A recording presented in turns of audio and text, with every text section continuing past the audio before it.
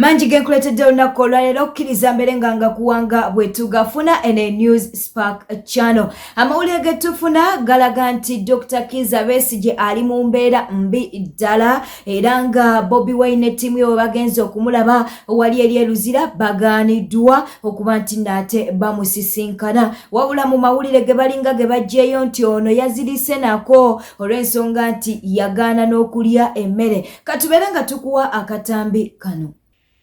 Mu upper prison kulaba Dr. Besigye n'abasibe abalala bonna abaliyo. Tulabye Bobby Yang, tulabye Hajo Bedi Mutale.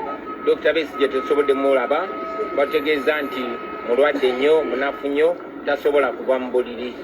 Ekisinze n'omulwaze ennyo kubanga ali mu kwekalakaasa yazira emmere okuva olwokusatu oluwedde kubanga bamusibye awatali musango ate mu bumenyi bw'amateeka. Obubaka bwatuweereza bwatusabye tubawe nti mulwane nga temulwanirira Dr. Besigye yekka wabula abasibe bonna abasibwe kkooti y'amagye mu bumenyi bw'amateeka abalemezeddwa mu makomera mu bumenyi bw'amateeka. Tutegezeddwa n'okutegeezebwa nti Minisita Museveni bali mu nsi olunaku lwajjo yazze mu ddwaliro ng'agezaako okulaba Dr. Besigye yamwekanze bwekanzi sore yazze mu kkomera ng'agezaako okumulaba naye teyamulabye teyayogedde naye yamwekanze bwekanzi talina kyeyamugambye naye era tumanyi nti Minisita Museveni ajja kuvaayo abeeko byagamba eggwanga. President Yoweri Kaguta Museveni President w'eggwanga lyattu Uganda ebibi ebibi bavuddeyo ne bamulabula nti kasita Dr. Kizza Besigye afiira munnange mu kkomera naye ebibye bijja kubeera abibi. Ani amulabudde ye Frank Gashumba. Besigye afunye obujjanjabi kino nkibagamba Besigye n'amala afiira mu kkomera eruzira temuli kyeyambula. Besigye n'amala afiira mu kkomera eruzira ate Besigye kyazimbye mwe temukimanyi azimbye anga mu bantu. Really? Nze ndi so blessed mu Uganda sina we sigenda. Mbeera ku munaku affembayo wansi nembeera ku mugagga affembayo waggulu. Mbeera mu purported opposition nembeera n'aba NUP nembeera n'aba FDC n'abali mu government NRM n'abali mu PRU. I know bana Uganda anga gye bayina. Besigye mumute adde makage mumuteekeko 24-hour surveillance. Besigye n'amala afiira mu kkomera kiyinza obutabika today but I can tell you temuleyambula kintu kino. Oba Besigye yazza misango ki kubanga according to credible intelligence abali intelligence bakugamba nti yes yayina olukolo okuba ennyonyi zigwe bwe bagamba bo bwe kigambibwa katwashuminga nti kituufu oba kikyamu kubanga tewali bujulizi situbulina bwe bagamba okitegeera ateebwe ajjanjabwe bwe muba mumutya nnyo mumuteekeko surveillance ekyakoze eki ekyasinze. Yes, the mere fact nti mwasobola omujja Kenya temusobola kuŋŋamba nti abalema okumanigingira wa Kampala wano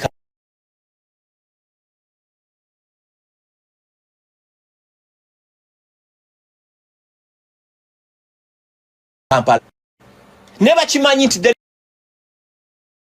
is only one person access 24 hours okujjako government eno, that's Besigye. Ate bamanyi comedian ye Kyagulanyi, a friend of mine, one of the top generals abalaninga intelligence y'eggwanga muno nali naye nangamba Kyagulanyi akola politics for only 45 minutes a day. 45 ate obudde busigadde bibye. Besigye kyakola politics for 18 hours. Agala kuwenkana mu Museveni agamba nti oba kiro oba misana nja kubeera president. Ne Besigye agamba nti oba kiro oba misana nja kujja ku bwaki kwa president. Ne mmwe abali mu government abanene abalina emizinga mweggyeko kino ekintu. Besigye ajjanjabibwe. Dr. Besigye feels in your view betraying the current existing opposition. Jesus, abantu bazimbye ebizimbe mu Besigye. Nupu existing because of Besigye. apartments ziri mu Kampala muno ezabanene ba NUP ezabanene be FDC waliwo kino ekibiina ekipya kino kyenda bana kitandika waliwo ekibiina ekipya ekijja ekyo nakyo bakibiddemu ekirimu bano bampuuga n'abalala bo bonna obugagga abantu bakoleddemu Besigye obumanyi ekiruma Besigye kyekyo walabye ne body language ku Lwokutaano mu mawulire amalala Frank Gashumba avuddeyo n'abeera ng'ate atabukira Geoffrey Lutaya amugambye nti bannange muba mutya ne laavu ku Uganda eno ebleedinga katubeere nga tukuwa akatambi bleeding omusaayi abantu baba n'obudde bwa laavu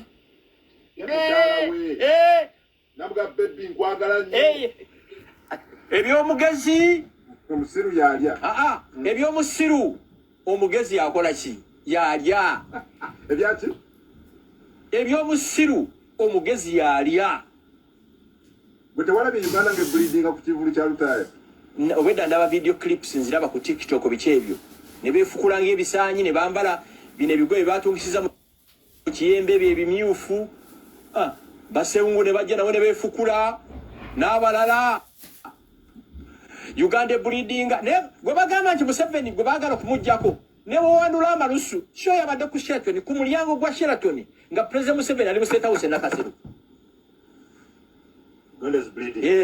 bleedinga kati nga nawe kungo omanyi gwe oli wa nupu ngombo bleedinga oli wa nupu dembe lyonze ndi wa PLU ani ala intelligence yonna gye tuyina yonna tolaba nti nsiiba naye wano mbeera naawe wama bampaliriza Kiliza tubelenga tubuzaako ku mikwano gyaffe bano wammanga tutandise ne Jennifer Chintu God give us ogambotya peaceful tukutumiddeko Nsamba Kevin Charisima Amina waliwo Waswa Henry ne tubeera ne Last Born mu Saudi Dija 1991 tulina mukwano gwa fayitibwa Issa Abirye Bakali ate nga tulina Blessing Kevin ne tubeera ne Miss Jen Sa Anenda Gire Prosi Kiliza tubelenga ate tweyongerayo mu mawulire amalala amunange Tamale Mirundi Junior avuddeyo n'abeera nga atabukira Ibrake Mukasa kyatamulangidde nga tekiriyo akatambi keekano ate gwe kasajja gwe Ibrake mira kasajja gwe kwayese kulemu kasajja gwe Ibrake ne boli fandi salente endiga ndi salente akasajja kasinga obubi akafitini ye Ibrake Mukasa wakola amasabo ne gakulemerera no sabiriza buli omu yuyo waba mafina yuyo wasiga kulanama bona katono bakwate mu mbogo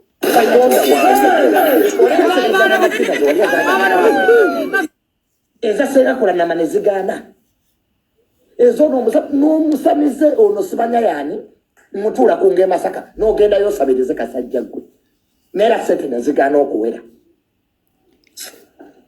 aka kasajja nakawanga content mutukira lu YouTube lwalyo sibanya digest mugoba nsonga ngane YouTube si yakako Ibrake nga konna kawunya n'oluumu gwe wandizize ko novuma gwe nga ne ticket yakutwala ebweru omukazi yakuwa sente nze yamukulaga Ibrake mulisima ko dibana mu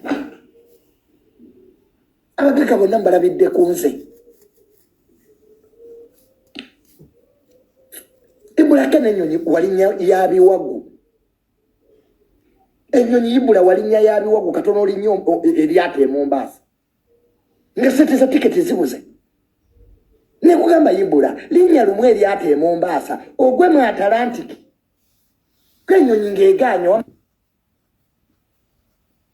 manga tiketi zikoze ki n'omukazi yawaaka anaakosente ali Bulaayawo yamulabira kunze Madamu Joy owe yuke nkutumiddeko nnyo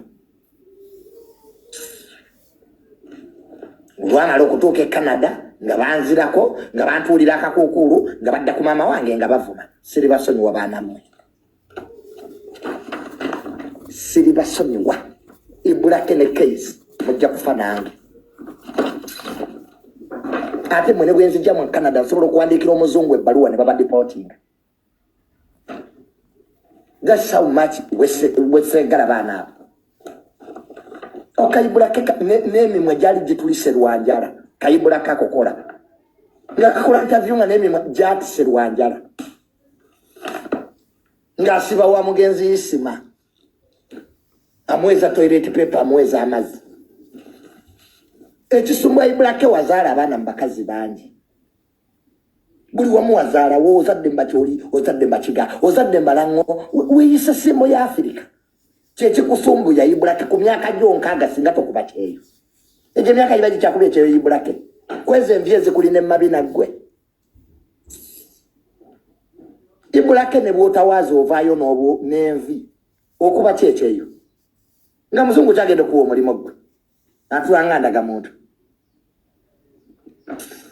nze obwana bwantama ate mubonebone njagala mbonebonere mu bazungu mubonebonere ne mbaddugavu. Mu mawulire amalala ndowooza bangi mugenda kubeera ttiimu Calvin Kayanja Bucyangamu Musabula leero ndowooza agenda kubeera ne ttiimu nene. Calvin Kayanja avuddeyo n'abeera ng'ate alabula mirembe twogera ku mirembe Wansambya avuddeyo n'abeera ng'abalabula nalyo kamugamba nti mirembe saagala okaabe lekerawo okwesembereza abawala abalina obubina obukusinga katubeere nga tukuwa akatambi kano. Senga w'abaana mirembe beddings ndabanga gwe ebisulo gwe bisula otandise okusembereza bbaawo ga TikTok ag'amabina oyagala kutegeera nti yakwagala lwa bizinensi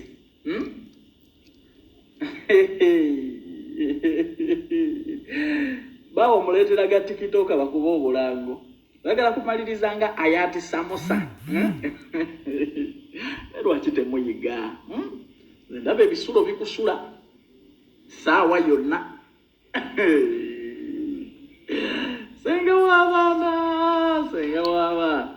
w'abaana omusajja mwawule ku bitikitoka bino ebyebitiggula sigaanye mulange bizinensi zammwe naye abeeko waakoma kugawalagana ag'amabina bw'oba toyagala kutegeera nti yakwagala lwa bizinensi okuleka nga amazigo gategese ogenda kutukaabirira ate olabika oli mukaabi bulungi nze bwe nkwetegereza abo abawala balina emikwano abo abo balina oluganda naye ndiyasisita abasajja okyabayita emmere naye ojja kubategeera separate your man from this katemba kale gwe bwoba okuba naye obulanga oyitisa okay naye n'oleeta obukazi obukusinga ebbina feesi bulesiti mayibulaza wamanze nguwagira ebikazi birye paka abakazi bwe banaddamu amagezi gwe bw'olaba azaazungazunga nabyo mu kuba obulango ng'okijjako ennamba ng'oddeeyo okisindikira mesegi nga mwesanga mu looje Namasuba. Ladies must understand that women we are not jokeable. Birye biswere paka lwanaddamu amagezi nti toli kammani kuini buno bwe bateekako engoye budami sajja omufuula ddami mu bikazi ebyamabina bw'aba akufudde ddami mu bikazi ebyamabina birye paka lwanaggwamu ekyalo jja kutegeera nti wamwagala lwa bizinensi ayagala okugenda ebweru. Luswa Luwemba munanga avuddeyo n'akakasa mu butongole nti agenda kubeera nga yeesimbawo ku kifo kya Kawempe North bw'ate bw'avuddeyo n'abeera ng'ate ategeeza bibadde bikyali byambu naye n'agambye nti ajja bwannamunigina bw'ate bw'avuddeyo n'ategeeza katukuwe akatambi kano. Nze Luwemba Luswa Muhammad omu baali beesonde okwetwaliza tiketi ya NUP ekibiina kyange Mwenva muyinza okwebuuza ebbanga lyonna lwaki mbadde nsirise ekituufu mbadde nsirise naye nga nyongera okwebuuza ku bantu bange bannakawempe n'okusinga ddala projekiti twali tulina omuli eya ambulance omuli eya setbox omuli technical institute omuli orphanage center tugenda kubitambuza tutya wakati g'embeera eno nga resources zikwekubyampi n'okwongera okwebuuza ku bantu baffe kubanga bwe twali mu prosesi yaffe ey'okulaba nti ekibiina kisalawo oyo anankwatira bbendera n'okwongera okubeebuuzaako nti ddala abantu baffe bwe baatuuka ku gurawundi 50% gye baali bagaba abannakawempe mwasalawo nti kyekyo oba kubanga kino kiviridde ebbanga lyonna nga ndaba omuntu gwe baawa kaadi ndaba nga gurawundi emugoba bugobi so nga ate nze wano nsula Kinyanampindi abantu bakeera ku makya mwami Sembegeye ewange buli lunaku bakeera ewange nga bakeera ewange bansaba ekigambo eki basaba ekigambo kimu jangu obeeko kyoyogera ne mbagamba nedda njagala okwebuuza ku bantu bonna ntambula emiruka gyonna egikola Kawempe North ndeebuuzeeko era eyo consultation ebadde etambudde ebbanga lyonna olunaku olwaleero mbuzayo mu luka gw'ekyebando ne bwayise wano nga ngenda neebuuza ku bantu kubanga kiba kibi nnyo okuteekinga step ng'abantu bo tebabadde involved. So olunaku olwaleero ngenda kutambula nyumba ku nyumba nga neebuuza ku bantu manye kiki kituzaako nga bannakawempe North ababadde babenefitira so obeebuuza ku ki ebintu nakale beebuuzaako beebuuzaako ddala muli bamativu n'ebyava mu kibiina kya Nuupu lwaki mbabuuza ddala muli bamativu kubanga buli lunaku olukya bwemba nsitulolinga TikTok bwenti muganda wange bamugoba ate nga tetwagala kuluuzinga wiini ya Kawempe North. So okubeebuuzaako kiri okufuna endowooza yaabwe kuba bano abantu baffe be bakama baffe. Bwete tambudde obadde mulabi mulungi wale kwekumira ku Newspark channel kankusaba obeere ng'osubscribinga olikinga kosa n'okuleka obubaka bwawo mu comment section kambuzeeko ku mikwano gyaffe bano Wamanga Teddy Bay ogamba otya tulina mukwano gwaffe ayitibwa Winfred Abukira tulina Kentale Tina Irene tukutumiddeko twagala okutumirako ku David twagala okutumirako ku Tracy Owens ate era twagala okubeera nga tubuuzaako ku mukwano gwaffe ayitibwa Namuli Eva ate nga tetwerabidde ne mukwano gwaffe ayitibwa Katrina Naluyima bwete tambudde beera bulungi weeraba.